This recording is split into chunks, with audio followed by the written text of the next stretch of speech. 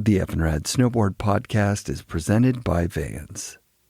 Season 6 of FNRad is sponsored by Wired Snowboards, the Boardroom Snowboard Shop, Anon Optics, Ocean Rose Organics and Crow's Nest Barbershops, Tribute Board Shop in Nelson, BC, and Stance Socks. Anon snow goggles feature a full spectrum of lens tints, cutting-edge frame design, and fog-eliminating tech for superior clarity in all conditions. Anon pushes the performance of snowboard goggles to the forefront with revolutionary features like Magnetec magnetic lens change system, MFI magnetic face mask integration, and Perceive lens technology. All Anon goggle designs are co-developed with Anon helmets and face masks for a fit that integrates perfectly together to maximize comfort and protection. Support your local Anon goggle and helmet retailer and buy yourself some amazing Anon gear today. Support also comes from Grouse and Mount Seymour and Tomahawk Cannabis Extracts. This week's guest is snowboarding royalty, photographer Trevor Graves. Trevor shot snowboarding in its glorious heyday with guys like Todd Richards, Sean White, Jason Ford, Jeff Brushie, and of course, Craig. I caught up with Trevor at his office in Portland, Oregon this past weekend, and we'll start the conversation here with his story about shooting with early Sims team legend Scott Klum. So I'll set the stage. Once upon a time, snowboarding was infant. I was living in a small town, Chittenango, New York, home of famous BMX pro Dave Mira. Nice. And luge specialist Billy Jarvis. So we were all kind of living in this small town and eating up the California lifestyle of action sports. And lo and behold, I think we all ran our courses and did okay out of that little town. Yeah. But through that, I ended up going to, we'll call it a community college, Mohawk College in Utica, New York. And it had a advertising design and production program. And this was this fall, 84, and got to campus and met this guy that looked like Billy Idol. He had bleach blonde hair, painter white pants, and Sim skateboards with the snake double conical wheels, which was like, oh, those are sweet setup. Nice. And so people would see him, and he was going to the Fine Art Institute, and I was going to the commercial art program. And back then, you see a skateboarder, you're saying hi for sure. You're instantly buddies because you hardly saw anybody. And then I hadn't picked up a camera yet. So I was in college, and part of the program was photography. So we ended up shooting pictures together early on. And that was my homework, was shoot pictures of Scott. But it became more than that, too, because he was doing adventures out at one point, living in Tom's Tree Fort. I'll let him tell that story and hopefully get to talk to him about it. Oh, I love that. That sounds amazing. In Tahoe. And we've all seen the pictures of Kidwell at the Donner Ski Ranch dump. Yep. And he was there. So he was sort of in the background, but he was also part of it. And Chantry would shoot the videos. And so then Chantry would send a VHS tape out to Scott, and then literally Scott and I would go down to the department store and hook up 2 VCRs and then tape it. Yeah. And then I'd had a copy. And this is how a viral video went. Back then was literally manually doing the thing. And watching those videos, that was our interpretation in central New York of snowboarding, was the skateboarding aspect to it. Yep. And that was really Tom's vision. And I really like what Brad Stewart has said in the past, is like, Tom Sims didn't invent snowboarding per se, but he definitely invented the snowboarder. Absolutely. And the attitude of where it went, and just sort of this, really this lifestyle, as opposed to, let's call it ski racing and Olympic bound, where I think Jake was kind of thinking early on, and give Jake credit too. He was a surfer and in that ballpark, but definitely not a skateboarder. Yep. And we all know Tom's history and, in the skate company with his family. And so it totally made sense to interpret that way. And then And so upstate New York, I remember actually being able to get a Sims snowboard. I remember trading my dorm down payment for a board. Wow. And then I had a Sims board with the Fast-X clips, no high backs, no steel edges, FE 1500. I Beautiful. wish I still had that board. Yeah, but, those. I have a friend who has one out here that he still rides. It's still rideable. Totally. It was a great board. Yeah, good boards. I thought they always looked cooler than the Burton boards at the time, for Yeah, sure. yeah. And then there was just more of this attitude or this chip on our shoulder too, of just being skateboarders more so than ski racers, and wearing speed suits. And so there was sort of this evolution that was starting to happen there at that time. And so Scott and I would chum around at college, and he was like a year ahead of me. And then he would go to the, at the time it was the Nationals out in Vermont. First one was at Mount Snow. I didn't join him there, but that's sort of where the whole, let's call it East Coast community of snowboarders would get together and, battle it out and see who was the fastest that day. Cause it was still GS and slalom were the only two categories. Just racing. At that Who time. are the people at this point? Is it like the Coughlin brothers and like Brushie's not on the scene at that point, right? Like he's not yet. Yeah, like a few years away. It's probably go to 85. Yeah. So probably at this time, it's really Susie Ruick, Mark Heingartner, Andy Coughlin, his brother Jack Coughlin, and John Gurnt, Eric Webster, Muzzy, Scott. There's other guys, really New Hampshire, Plymouth State kind of guys that I would snowboard with. Rad. Bob Ellis would come down from East Coast, from Eastern Canada, up Jay Peak Way. Nice. Then we'd see Greg Hall, Rob Levine. So there's, these guys that were just sort of early racers, I guess, coming into it. And, on the Burton program, flight, Eric Webster was riding flight boards at that time. Yeah, they're from out that way too, right? New Hampshire or somewhere. Rhode Island? Providence, Rhode Island. Yeah. DVD. So sick. So they had the first high back drug pack.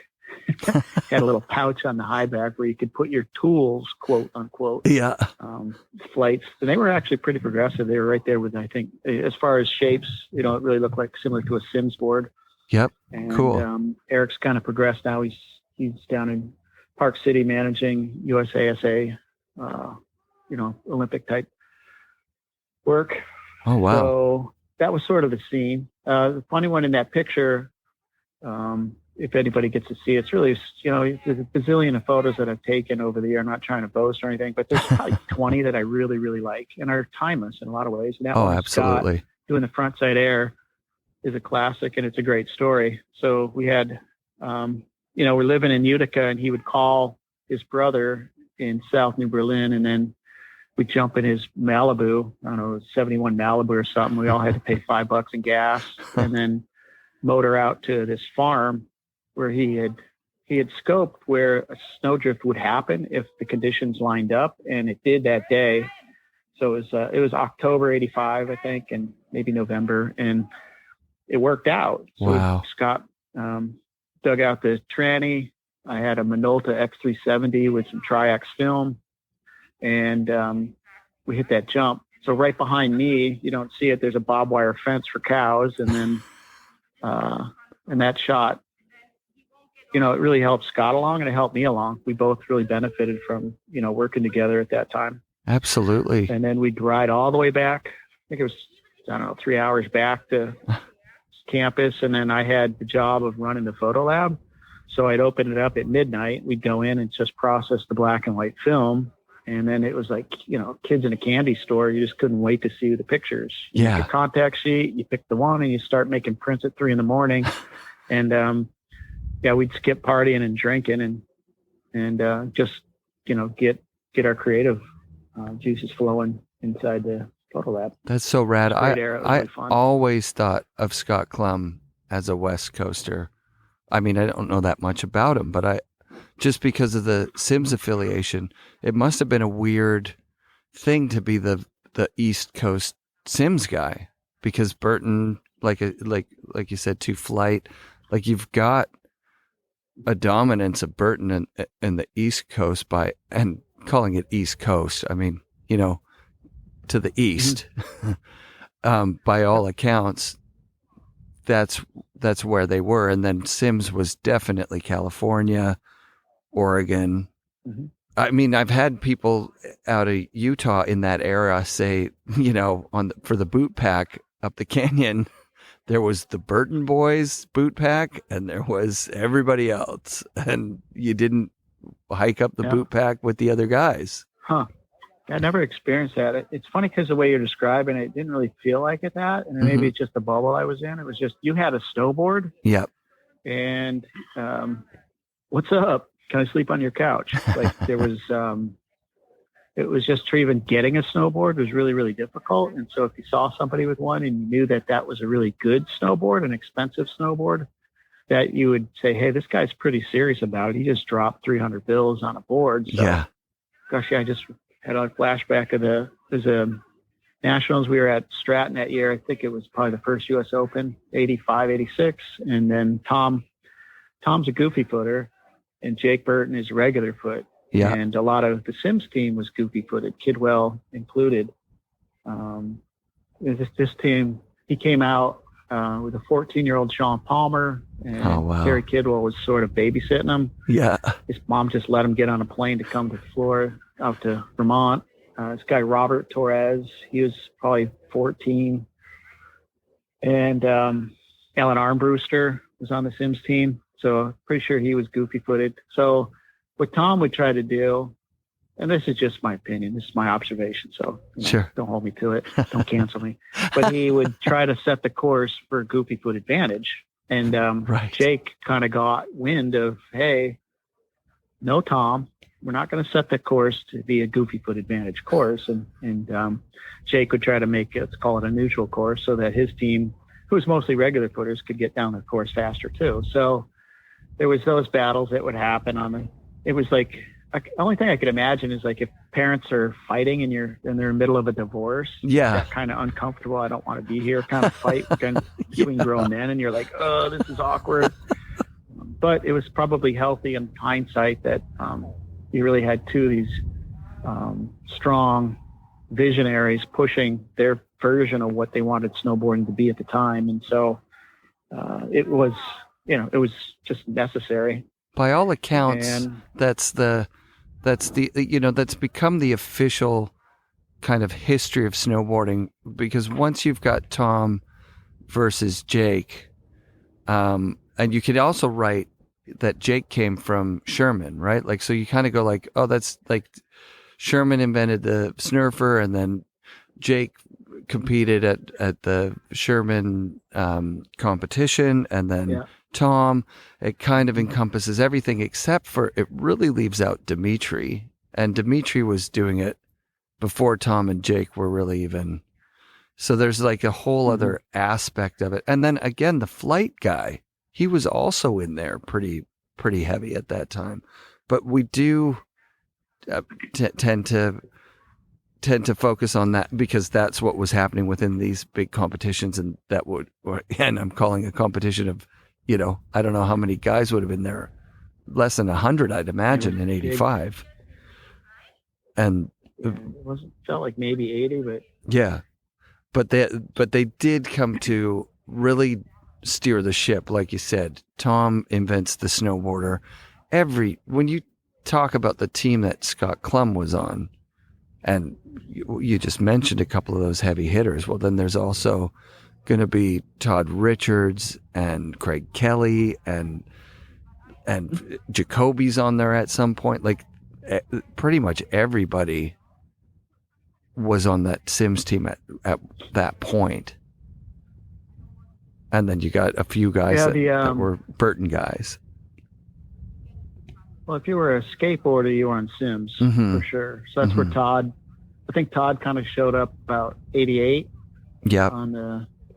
It's called the New England Cup. And there was also Brett Smith, Fuse out in Vermont. He came up with the collegiate championships. Rad. So it was a college snowboarding race. And Todd was part of that as well. Remember the Muffin Cup, but yeah, there's a really strong freestyle, aspect to that.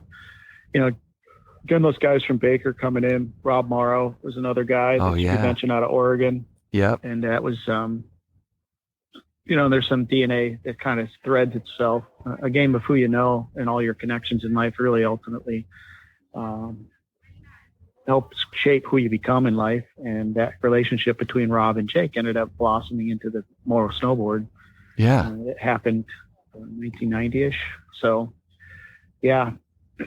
It's incredible to hear the fabric of snowboarding, being laid thread by thread, like you say. Tom, by all accounts, was that guy that would try and set the course. Ken Achenbach talks about a race where Tom shows up, puts a perfect line on his board down, the very first groomers of the day, sets all the gates up around his turn, draws bib number one, so he gets to go first. And the second run down the course is his run, and he's now had 2 runs, and nobody else has had even one. And then if somebody's about to beat his time, then his wife trips the gate at the bottom, and oh no, you know what, your time, we got messed up. So you got to go back up and try again in the ruts or whatever. I mean, he could be exaggerating, but it seems to me like, Tom was about Tom, but he also brought up Palmer, and he also brought up Kidwell, and he also, by everybody's accounting, would just give boards away. He'd give you the board that he was riding. He'd come to your mountain in the middle of nowhere and be snowboarding and see that you were pretty good. And at the end of the day, he'd just be like, here's my board and here's my phone number. And now you're on the team. You know what? I'll have my guys send you a contract. Right. That was early influencer marketing by Tom Sims, analog version. Love it. But that's the skateboarding too. It's like, it's really, that's a skateboarding marketing model, bringing it into snowboarding. Yeah. Best kid in the neighborhood that goes to the shop, that influences all the other kids that think they're the coolest, and then they buy the same gear. So yeah, it works. It still works to this day. Yeah. He brought up Burt Lamar, right? And then even that relationship, there was some spite there that created Lamar Snowboards, where Burt was just like, well, I didn't make enough money or any when I was a kid skating for Tom. Sure. So I'm gonna sign a contract with Sims, take his money and use it to seed my own company. And he did it, and it was successful. So yeah, I mean, that's still a tick mark in the Tom box of influence there, Yep, love him, hate him. Can't take his history away. Yeah. And we're just sharing it for the next generation to inquire and wonder, how did I get to this point of being a snowboarder? And that's the guy. That's the guy. There's no question. I think from Scott Klum, I would want to talk about Craig, because you mentioned, there are 20 shots that for you are these iconic snowboard shots that you took. And I mean, I'd probably bump that number double for me, but that one shot of Craig, it's never been replicated. I've never seen it anywhere else, someone doing what he's doing. He's kind of coming over like a natural feature that's just a little, like a bump in a sunny snow, like a mini cornice or something. And the way his arms are pointed and the way the board is pointed, it just is a beautiful shot, but you really don't know what he's doing. It's not like a layback or something. It's kind of one of his signature beautiful carves. But the image itself is just, I mentioned it to my friend today, and he's like, oh, I know that shot. I'm like, yeah, that guy took that shot. I said, that Brushie shot with the dresses? Yeah, he took that shot. Well, Craig Kelly, and I think the shot you're talking about is, it was a shot that was done by Burton, and I think JDK Agency in Burlington did it. It was called POW, P-O-W, and there's an illustration of a handgun. Oh, possibly. If that's the one. Possibly. And that was a trip And if it's not, we can just make up a story. Because any story with Craig's always fun to talk about. Just, I think we've, and it's like trying to come up with something that's, there's lots been said about Craig. And I think everybody that had worked with him always has some good stories. And, there's a lot of, that guy was really smart at the end of the day. And I'll try to share some insights that maybe we didn't learn or know. Sure. Just my experience of hanging out with Craig. Yeah. So this shot, if that's that shot, it was probably 92. What Craig had done is talked, I think Dennis Jensen or one of the powers that be over at Burton to say, hey, give me a budget. I'm going to go out on the road with Lee Crane from Transworld Snowboarding, Jason Ford, who was on the team, Noah Brandon, and Trevor Graves. And we're going to go do an editorial shoot, and anything that we get that's really rad, then we'll use it for the Burton advertising campaign. And so he garnished a budget to go do this little road trip. So he's guaranteed, because he would make photo incentive, that if he gets the article published, that he knew he could have it published in the States of Transworld, and he has snow surf in Japan, and he's got MBM something or another in Germany. Like he had lined up all of that, and he goes, if I can get a cover, then he's cranking. And so it was all in the back of his head. The guy's always having fun and being authentic to snowboarding, so I don't want to make it sound like he's a sellout by any means. He's just very professional and knew how to work it, because let's face it, winter's a very short window, and we got 3 months to get these shots that basically feed an industry for a year. So he's a hard worker, no question. And this is and what I always loved with these relationships with Jason Ford, probably more so than Craig, but it's like you could look at something and just not even talk. He knew exactly where the guy was going. He knew exactly what he needed to do. I knew what he was going to do. And then, boom, it just got done. Nice. And in this shot, like Craig was starting to surf. So he was being influenced by Kelly Slater. I think he was starting to have conversations with Kelly Slater and learning about, let's just call it that confidence, that we know that Kelly Slater has, and starting to instill that in himself as one of the leaders of our industry. Rad. And so I really think there's definitely a connection there. And then Craig ultimately started surfing a lot more later in his career after he stopped competing.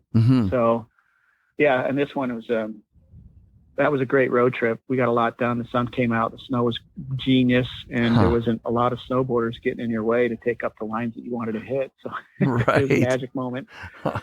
Yeah, when you mentioned the surfing, that's essentially what that shot is. It's a shot that could be in a surf magazine. Like he's just in a position that that he's confidently commanding his board.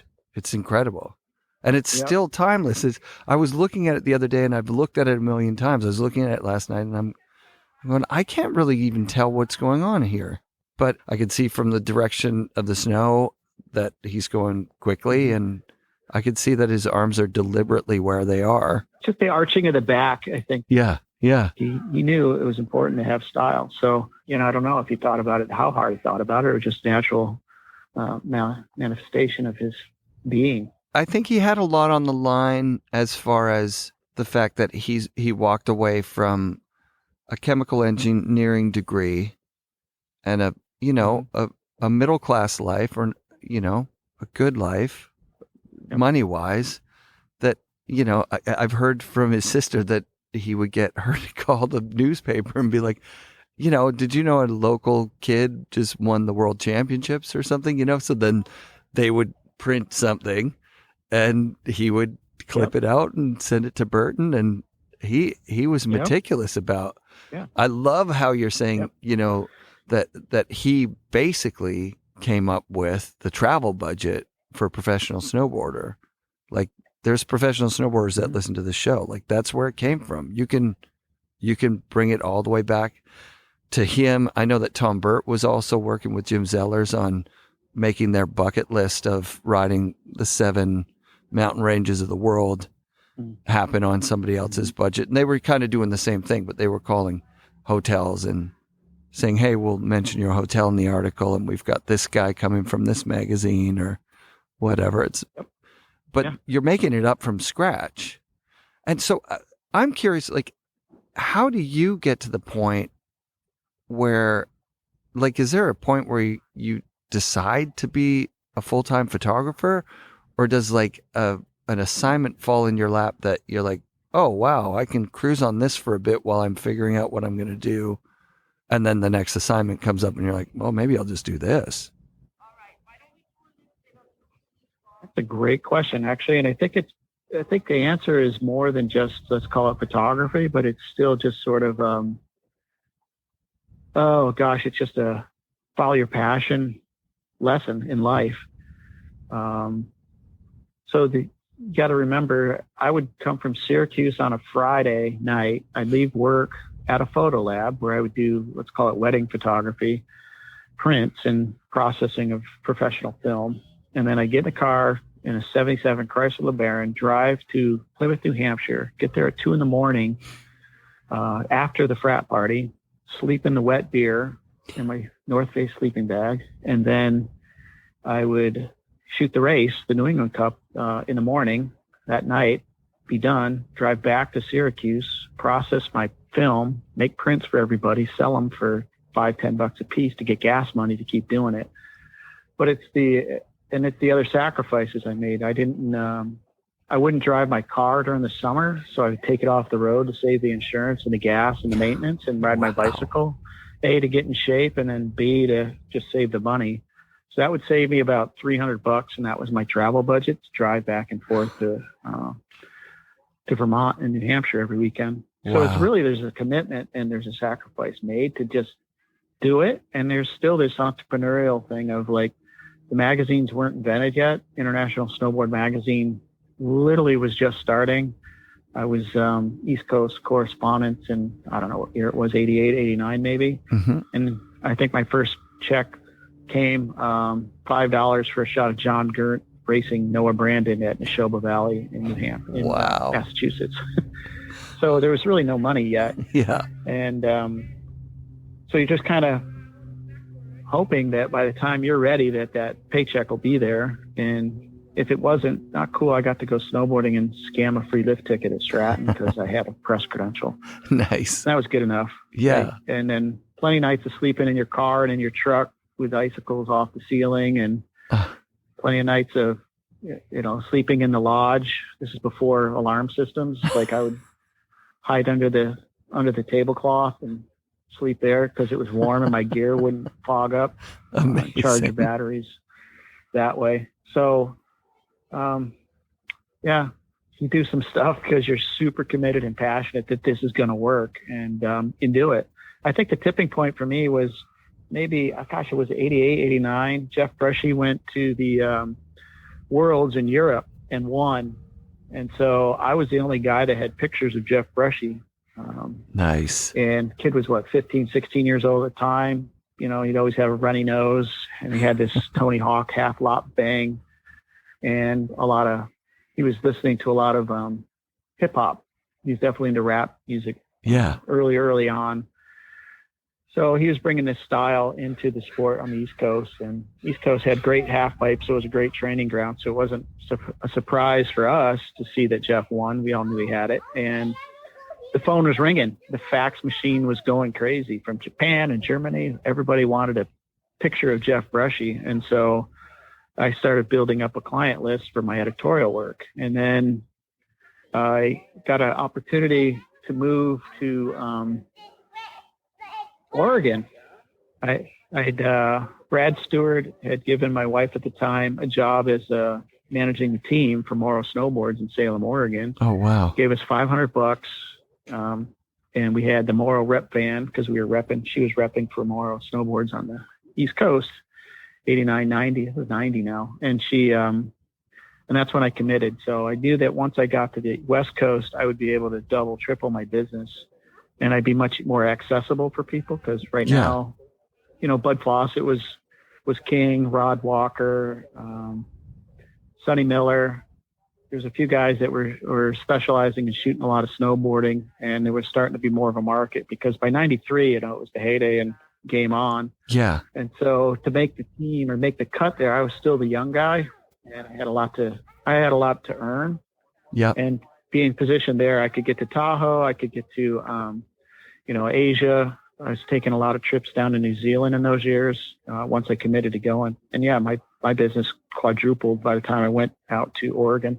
Wow, and I've rad. been here since. So I've fallen in love with the city of Portland and continue to call it home. And I feel very, very lucky to be here. Yeah. Did you know about skateboard photography or magazine stuff before you started doing it? Or is it just something that you just built up? You know, getting Skateboarder magazine, and this is probably 1979. Mm-hmm. You know, my friend Ronnie Bruno would go to Florida and he'd skate with Mike McGill down at Clearwater, and that's our skateboarding feed back to Syracuse, New York, and he'd bring a Skateboarder magazine. We'd thumb through that thing until it was, you know, it was raw. Like we just consumed it. And then when the Bones Brigade video came out, mm-hmm. You know, it's game on, and that's what you figured snowboarding would be, as big as the Bones Brigade looked, and you just assume that's just inevitable. This is what's going to happen. You never thought about it. And I think the other one is like, what's big?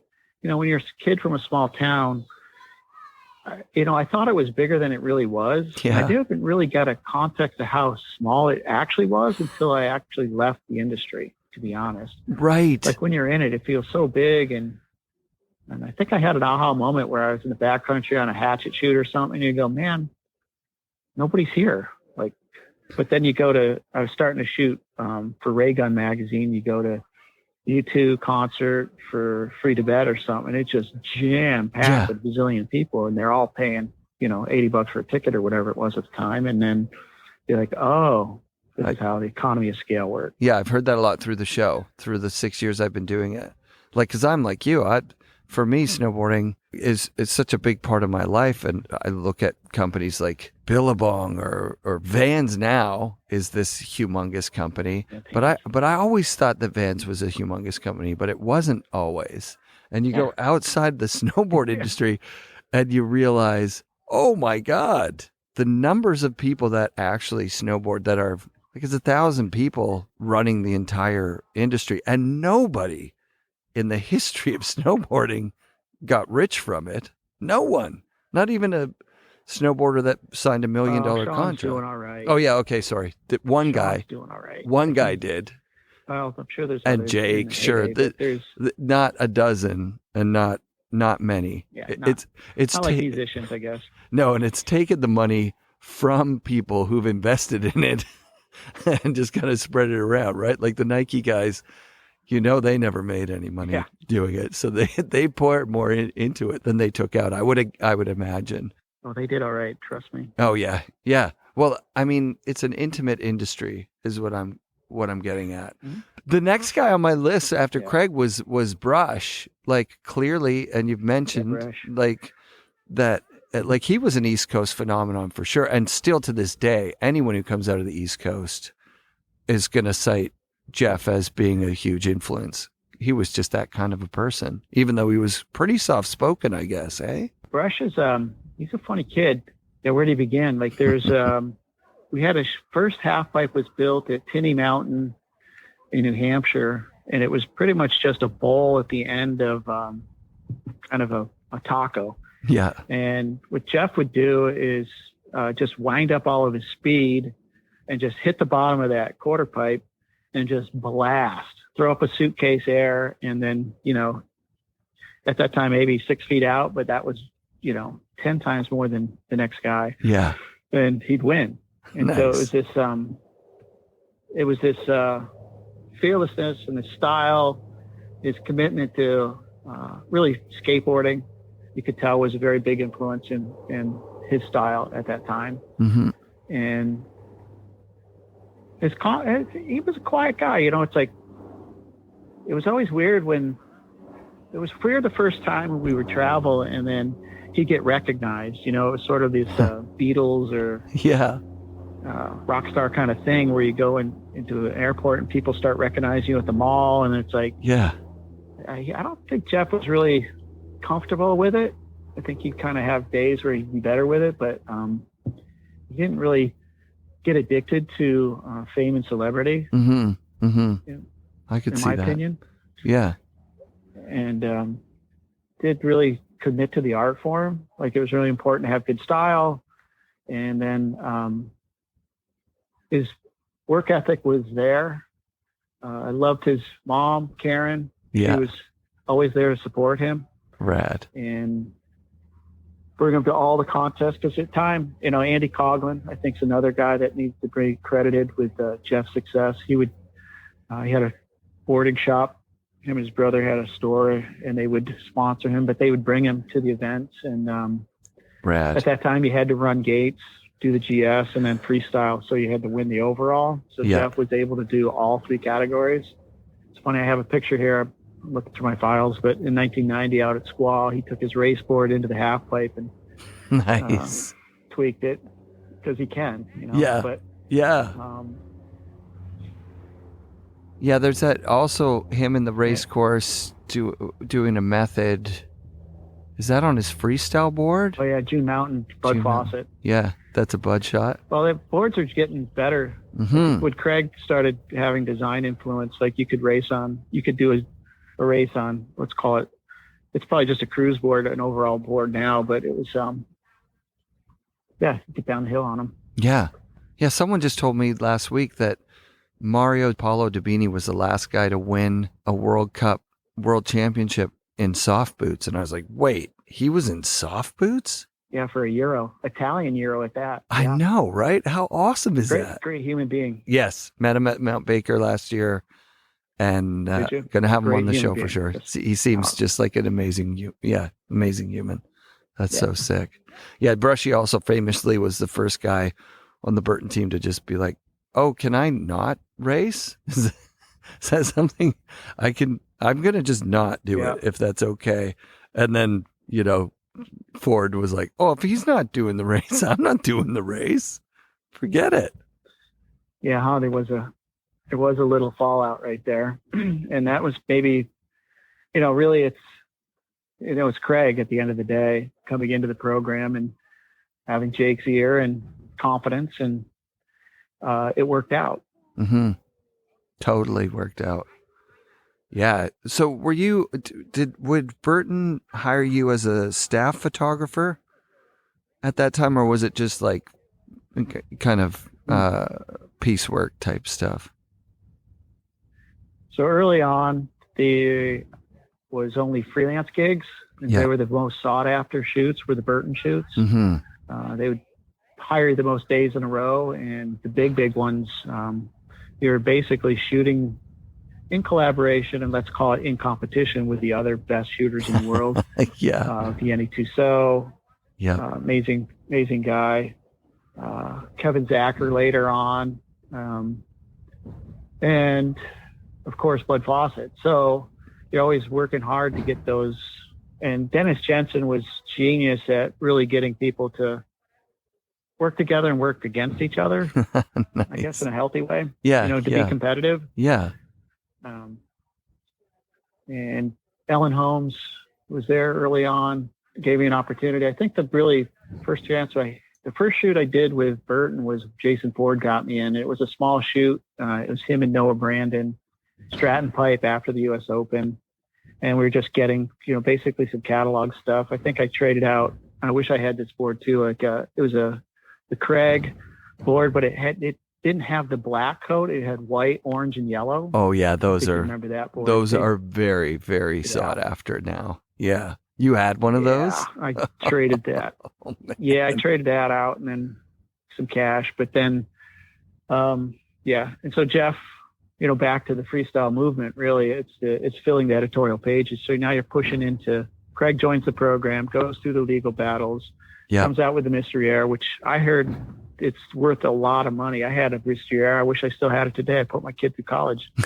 Yeah, totally. Those things are sought after. Yep, absolutely. And then, actually, my first cover shot with Brushie was on that board, the Mystery Air.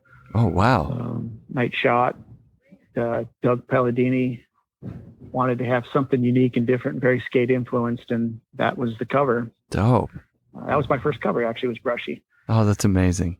And we figured out through our experiences that we didn't have to shoot at night. We could shoot at dusk, and that we would wear light color clothes so that we could be seen against the background. So dope. The little things we learned as a team, as a unit. Team Dookie was out of that era. Yep. Noah Brandon, Jason Ford, Greg Hall, Rob Levine, living up at Sugarbush and doing a deal with them. Brushie was still young, going through high school. Todd Richards was coming up from Massachusetts. He was in design school at the time and did finish his degree, and he would come up and compete on the New England Cup. So that was sort of the crux of the East Coast. Yeah. For the freestyling crew that came out. Andy Coughlin, bless his heart, he would jump into the pipe, but just never meant to be.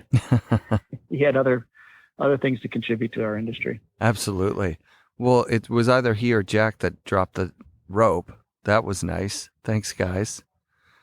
Like they took the rope off the nose and went into Jake and said, "You don't need it. Seriously, we dropped it last night. It's fine." I didn't know that. Yeah. Yeah. That's a great story. Yeah. Isn't that awesome? Yeah. Yeah. So we have them to thank for that. And then my favorite story with Brushie, actually, I think it was 90 something US Open, and Hawkinson came out. And so he's sort of the next. I'd seen the kid in Switzerland and knew that he had style, and I watched him. Hawkinson actually copy Craig Kelly's run exactly. Right. Kid was 14 years old. So they brought Hawkinson over to the US Open, and then we all jumped on a train in Albany, New York, headed down to New York City into Harlem, because Jeff wanted to pick up some DJing pads and needles. Wow. And we get off 100th Street or something in Harlem, walking through, and it's Harlem. It's Harlem, free Harlem. Hawkinson was a mouse. He's a very confident man, but he was very, sheltered. It was pretty intimidating walking through the streets. And Jeff wanted to go to this store. This is pre-internet and all that good stuff. So we went down, and then a guy comes up into a street and he says, "Hey, I think you boys should get back on the train and head downtown. I think you'll be safer there." And Hawkinson, he says, yes, we should get downtown now. Wow. So, we took the train and went down the city on a mission to get some hip hop stuff. That's insane. That's amazing. So who was your favorite to shoot with? Is there someone that stood out as just like you guys had like that kind of photographer, writer, clairvoyance? You mentioned Ford. It was easy to shoot with. Was there someone? No question. It's Ford. Jason Ford. There's no question. I mean, there's plenty of people. Scott early on for sure, and we learned a lot. And then, with Jason, now the game was getting serious because he was trying to grow his career. And again, Jason's blue collar kid. His mom ran a motel out of Pownell, Vermont, and kid knew how to work. That kid would work 20 hours a day on his dad's farm in Boston all summer long to get the money to go snowboarding, and he wanted to make it happen and had the talent to do it. Definitely won world titles in GS, and then freestyle was calling. And we worked together on a lot of road trips, and and he was helping me learn. I mean, when we do these night shoots at Stratton, it was a big learning curve. And it's something unique I think the East Coast had was we had these really stellar pipes. On the West Coast, they get filled in really quick, and there wasn't the maintenance crews and the pipe dragons to basically scoop them out. And so they just didn't really pay attention. So if you really wanted to do that, East Coast Stratton was the place to be. And Lyle was the guy that would clean that pipe out. And we'd get the call. We knew that the pipe was fresh, and we'd get up there. And then the thing I learned with Jason and all those guys, Chris Swires, Brushie, Brownlee, the Seths, of course, Russell Winfield, were shooting at night because you wanted to get that skateboard look with the flashes. Yeah. And I think that's a whole story in itself between those two, is just dragging again, I have a 70, I think I had a pickup truck then, a little pickup, but I dragged this 2,000 watt generator out to Vermont from Syracuse. And then I had this Novatron 400 watt flash kit that they use for, like, you know, getting your picture taken at school or, you know, portraits at weddings and things. And it needed to be plugged into electricity. So I need a generator to run the flash kit because those METS flashes and all those big, powerful photos, et cetera, weren't invented yet. So this is the fastest, cheapest way I knew to do it. And I had worked with a guy. At this time, I moved to Albany and was working at General Electrics. This guy, Mike Hemberger, and Greg Bernalini coached me and mentored me on how to, because they had RIT degrees and they were Navy trained, and they were giving me all the inside baseball on how to actually use the equipment. And so I'd shoot during the night. I'd take it down to work, process, and you'd learn. I'd had this little Polaroid adapter that I made to go on the back of a Nikon. So on location, I could learn what I was doing right, because, man, you only get to shoot for an hour or two, as much gas as you had, and then it was over. It was freezing cold. If you were a rookie on my shoot, you'd have to drag that generator up the hill. I remember, you know, definitely the young guys, you'd say, hey, you got to push the generator up the hill. You put it in one of those little red sleds and push it up the hill. Oh, wow. And think, you know, and blessings too to Myra and JP at Stratton for allowing us to do it, because obviously it's a liability to be out there after hours. Oh, totally. Those guys saw the vision and trusted us enough to let us do these shoots. So thank you. And amazing. And we'd learn. And so they would work really hard because they knew there'd be a payoff. And so it's not uncommon to have crews like in music. You know, you look at, you know, a band like, you know, I mentioned you too. Those guys went to school together. The Beastie Boys, they grew up together. And it's the same for this crew. We kind of worked together. I was the shooter guy. They were the talent. We all had a role to play. And the end goal was to get fed into the snowboard mags to make a living, so we didn't have to get real jobs. And as everybody worked super hard to do it, because there's that blue collar, just, I'm going to make it grind that we all had that ended up happening. So, yeah. So with the night shoots really got those guys on the map, because those shots really stood out. And as an artist, that was really important to me, to want to have something that was different than what Bud Fawcett had, because, you know, Bud was in Tahoe and he had the powder, and he had Palmer and Kidwell, and white snow, blue sky, competitive edge. Guy in the sky. Like, it was. It's beautiful, right? It's hard to beat still, even to this day, you know? But yeah, those photos, they're always going to be peppered in, like the interesting, you know, artistic. You could see the motion in like a blur somewhere. Or did you shoot during that sequence era where everything was like an 80 shot sequence? Yeah. It's funny, that came up. There's been a lot of, with this COVID lockdown, there's been a lot of nostalgia, and people kind of wanting to reflect back on this stuff because it's something that's easily accessible. So it's been nice getting these kind of calls this year. But I think the stat I had for the city of Portland was I was the largest consumer of Fuji RDP 100 film in the city of Portland.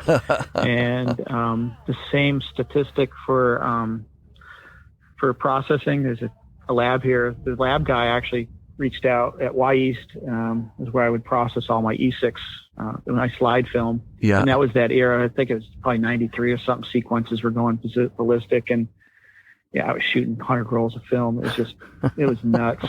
And all that stuff sitting in a safe in the basement here at Nemo Design. So if you ever want to see a sequence from back in the day. Oh, dude, still here. Of course. I think there's probably, 10 snowboard media people that have a bunch of film archives that it would just be so sick to digitize it. That's like a full-time job for a year. Yeah. For not me. I'm not doing that. It's tedious.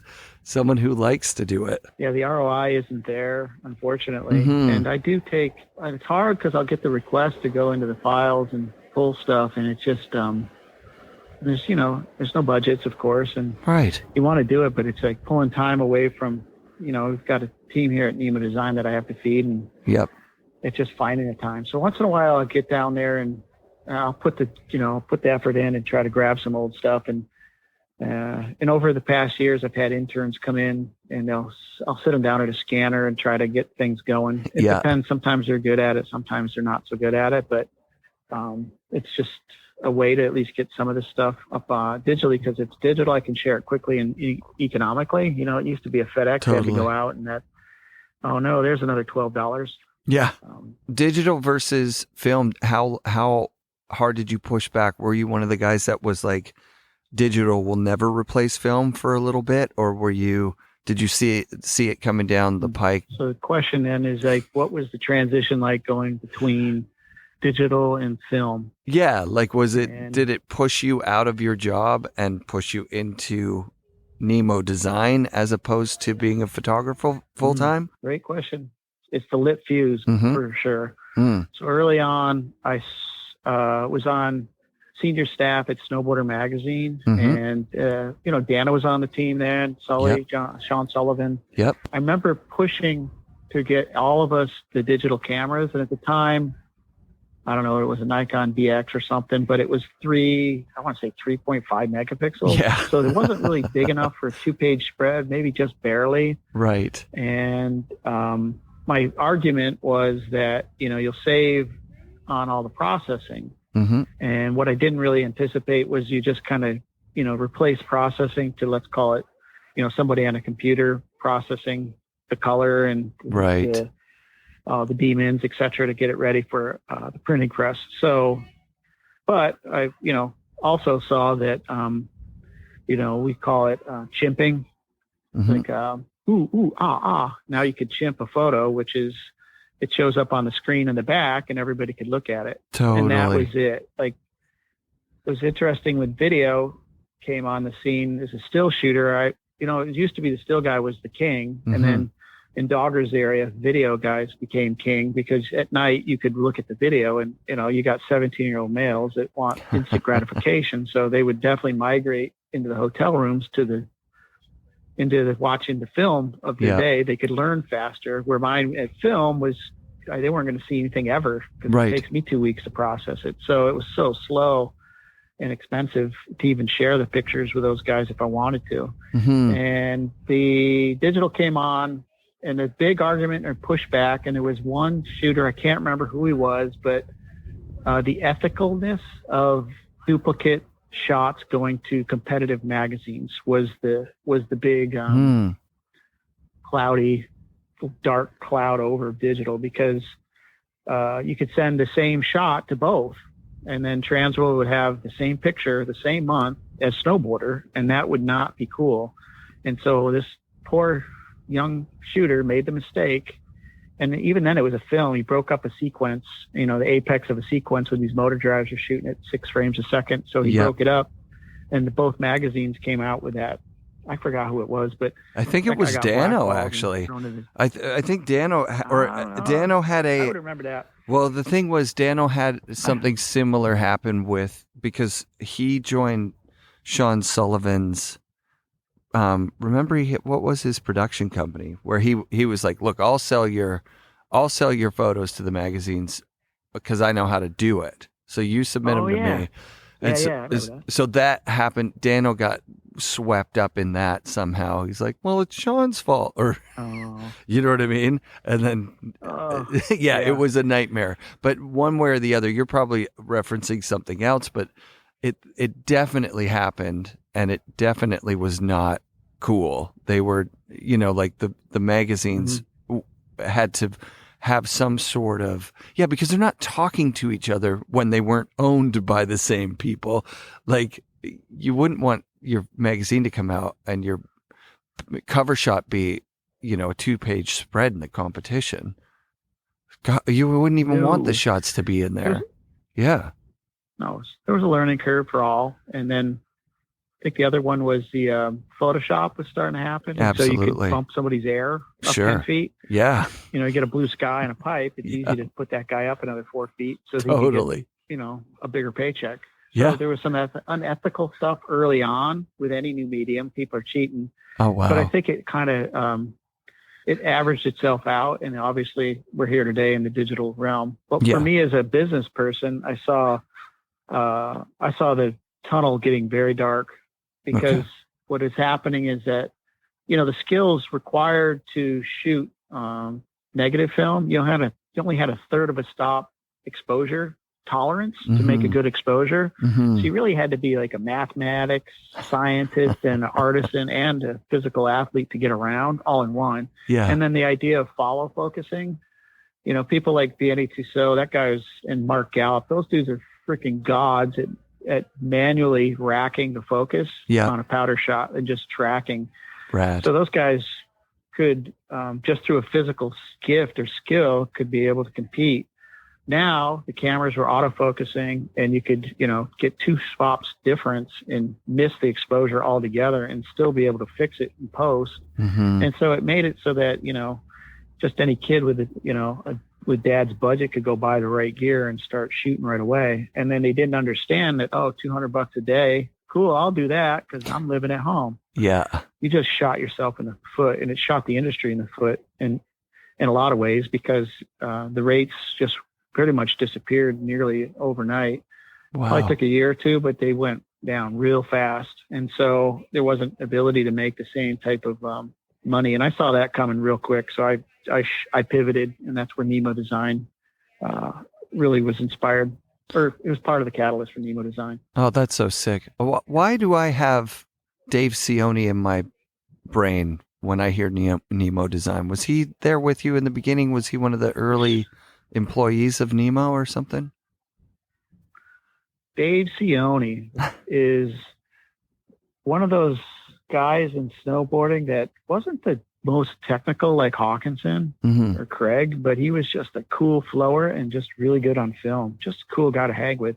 So Dave, when we built Nemo, so just to give you context to visualize something for you. So we're in central Portland, and we have a 20,000 square foot warehouse. Oh, wow. And upstairs is where we have a photo studio and a design studio upstairs. And then downstairs, I rented to Dave Cioni.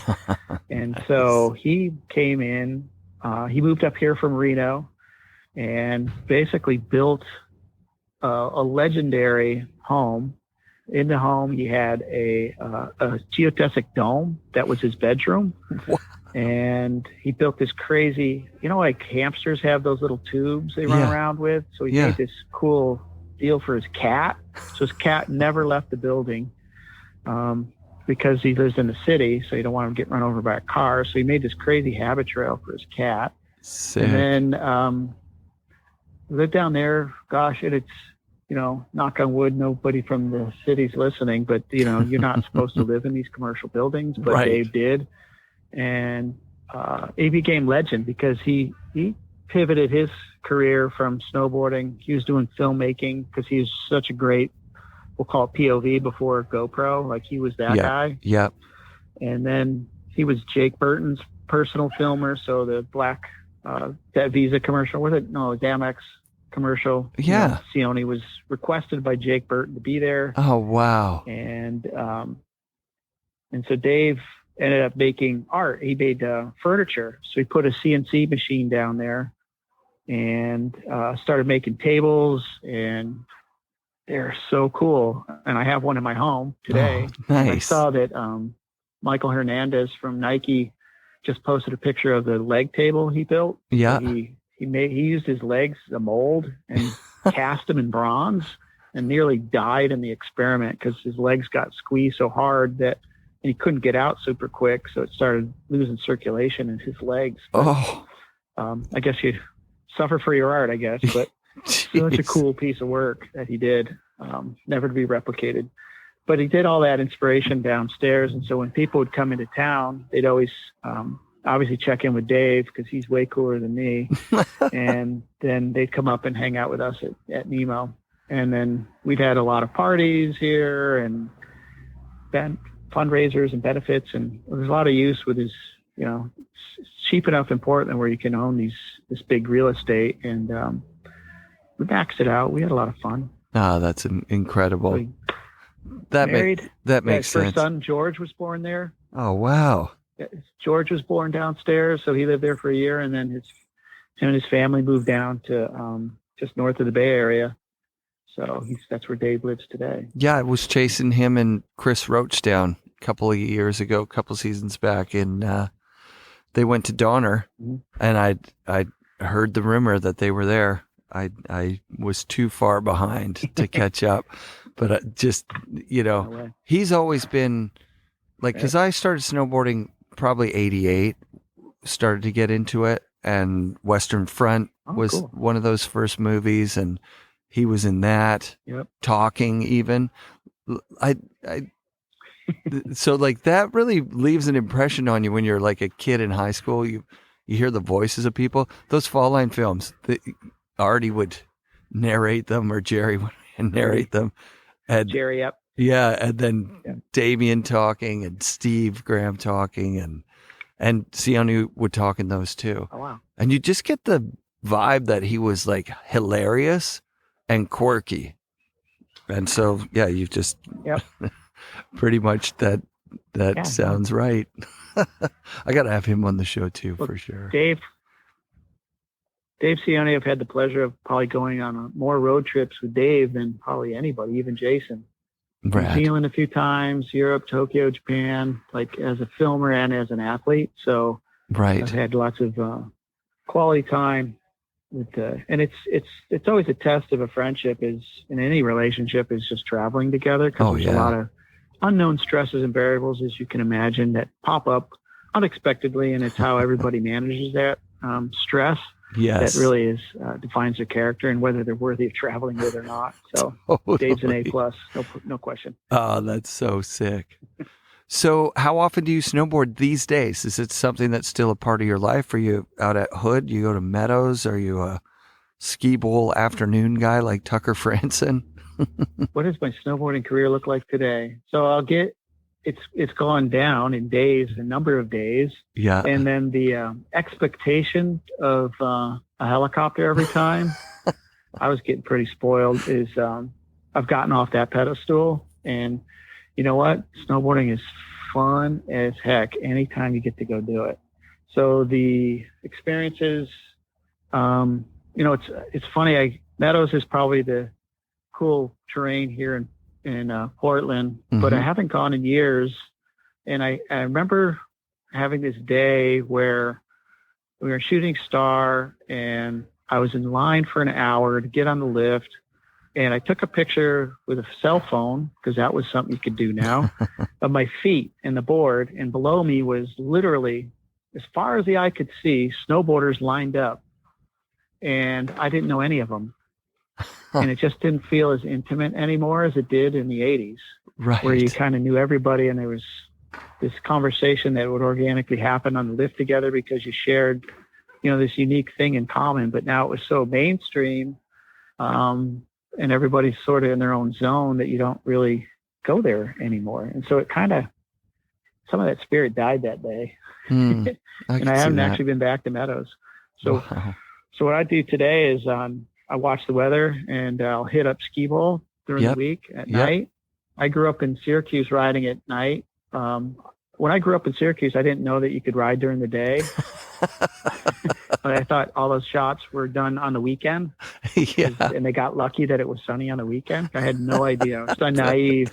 And I rode nightboarding. So I'd worked at the flipping burgers for Toggenburg Ski Resort, and ride at night. So nowadays, the guys from Nemo, Jen Sharowski was at Transworld for 12 years as a senior writer. She works for me full time. Rad. Andy Westhuse and Jay Floyd.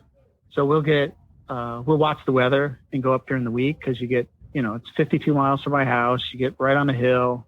At night, you can see through the fogs and the snow better with the artificial light. And totally. And it's usually colder, so the snow is faster, so it's actually more fun. So that it's really, snowboarding is about who you're riding with, not necessarily always having the most epic powder conditions. So totally. I've learned to accept and embrace that, and just enjoy it for what it is. Yeah, it's a long way this year from. Has been about my. Yeah, go ahead. This year's been about. Oh well, this year, in the past couple of years, I've been snowboarding with my daughter. She's just 19, 20 years old now, and perfect. Decided or just figured out that I'm cool and wants to go snowboarding with me. And she got humbled. Gosh, it's maybe 2 months ago when we went out going down.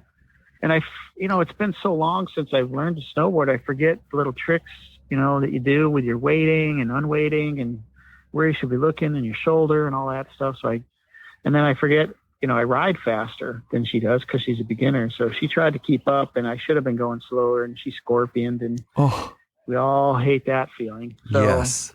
I felt bad, but it's part of the game, right? You just take your licks when you get them and get back up and keep riding because it's damn fun. Yeah. But nothing beats a powder day, right? Like we all have that in common still. Yeah. If I could look and just say the word powder, and we all have this feeling that needs a word. Yes. Japanese have 100 words for snow. We just don't have a word for that feeling you get when you ride weightlessness and powder. Like, God, there needs to be a special word for it. It's so awesome. Yeah. Agreed. I just saw some footage on Instagram of Mark Fawcett, who's traditionally a racer, right. Obviously, but oh my God, his heel side turn, there's no, it's just consistent. Then I started going through his feed, looking at heel side turns that he does, and I'm like, oh, I want to learn that. Yeah. That's the thing, is you see him do it, and you think, oh, I can do that. But you can't learn it if you think you already know how to do it. So I'm humbled this week thinking, okay, I need to learn how to turn heel side again 30 years in. But yeah, awesome. There's still progression to be done in snowboarding. Oh, absolutely. And being inspired by Mark Fawcett. Yes. Awesome. Yeah. Good people. Totally good people. You really are basically an honorary Canadian. Like, you would have shot in BC all the time. Yeah, until Dano showed up, but yeah. Ken Aqua shoot for a bit. And then Ken, right. Sean. I'd be scared to go to Canada because you knew if you were shooting with Sean Kearns and Sean Johnson that you had to drink. And there's no way I could drink as hard as those guys. Canadians, for me, were the gnarliest drinkers in the world. I was scared of them. So it goes both ways. Yeah, I could see it. Oh, man. Yeah, that is true. There was a lot of alcoholism. Hey, it was intimately tied into. Yeah, I thought Dano was a drinker, but he's not. That's where I got confused, and it's so pathetic of us being so stereotypical. You're Canadian, you must drink. Like, that's so shallow. But I guess you're young, you're dumb. Yeah, when you're young, you're dumb. Yeah, when I went to Windell's, I had the guys thinking that because they had said, "Why are you at Mount Hood? Isn't there snow in Canada all year round?" And I was like, there is, totally. Man, that was fun. Windell's in 1990. I literally just saw the ad in a magazine, called the number, gave them my parents' credit card number, and went to camp. Yeah, it was so sick, dude. It was such a fun time. Still going. I'm proud to say I'm on the board of directors for Y East Academy, which is the extension of Windell's snowboard camp. So the two camps merged, and Tim's family actually were educators, and he had a vision of making this boarding school. And what's been amazing is that through COVID, they've attracted 42 students to live there full time and train. Wow. So they've got skiers, snowboarders, mountain bike program, skaters, and they all get to basically have instructors and coaches. Like Elijah Teeter is an Olympic athlete, and he's their snowboard coach up there. Incredible. And it's just, how cool would that be to be, in high school and going to do a boarding school at some place like Y East Academy? That's too cool. So fun. Yeah, that's so awesome. So you have stayed connected to the people that you've met through the industry. You've mentioned so many of them, but like, say, a Doug Palladini, you still keep in touch with him from time to time? Say hey? Well, it's funny how you say it too, is like, you kind of build your circle of influence, and then those people kind of take care of you, and you still get calls like this. Like, stuff I shot 30 years ago is still, people still call me up and want pictures. It's inspiring, and I feel very fortunate. And then keeping in touch, it's like, as we all get older, you start to lose touch. Sometimes you get so focused on your day to day, and I guess it's natural, but I think it's discipline to stay in touch. And Doug, we do keep in touch here and there, but not as much. But it makes me, when you hear about this, I think about somebody like Rob Morrow. Yeah. When I moved to Oregon, I lived in his basement for 6 months. Oh, wow. While I try to figure out a place to live. Love his mother. She's super awesome. And Rob's an amazing human being and the coolest snowboarder in the world. Yep. And keep in touch with him. We went up 2 years ago up to Baldface together and rode. Wow. And just keep in touch. And then his buddy, Jake Houseworth, he was my photo assistant for a lot of years. And I continue to just stay in touch with these people because they're awesome. Same with Dave Sione. You just, the people that were really awesome and inspirational for you, just stay in touch with because it just, it just gives you those warm fuzzies of feeling like you belong to, a family, a tribe. Yeah. Yeah. I started the podcast about 6 years ago and felt like I was a part of that, but like kind of on the outside. And, guys like Ken Ock, Dano, Doug, just really make it's such a loving, warm community of people. It's a bunch of really good people. And I always held Jamie Salter outside the group thinking like, he ruined snowboarding or whatever I was towing the line. And Jason Ford was the one who told me, no. He's brilliant. No, you need to have him on your show. He's one of us. He's totally one of us, man.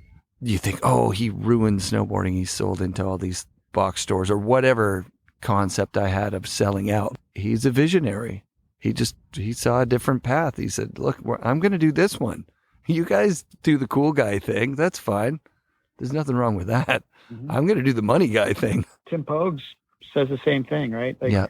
And maybe in some ways he gives life to brands that kind of couldn't manage their business. Like Joyride, I remember that was one that he acquired. And, he just has a better business mind. And let's just be honest, all of us as passionate, inspirational snowboarders just sometimes don't have the business accoutrement to take it to the next level, and that's okay. Yeah, that's where Palladini and Vans, it's like they've got this authenticity thing that's going through the roof. There's space in the world for people who are doing business and also making the world a radder spot. Great story, huh? Watching Vans go from zero to hero, not even zero, but just Vans felt big when I was a kid buying skateboards. Totally. But Palladini did great. He's a great story and still a great human being and doing good things in the world. So absolutely. I asked him too. I go point blank. Yeah. It's a public company now, and if they gave you the opportunity to advance and be head of VF Corporation as the president of VF Corp, the public face on Wall Street, would you do it? And he goes, nope. He goes, I'm of the Vans family. This is my home. This is where I belong. Like he definitely was very cool, very all about being the Vans, visionary. Yeah. You got Steve Van Doren down there. You just have so many of the greatest hits of skateboarding and snowboarding.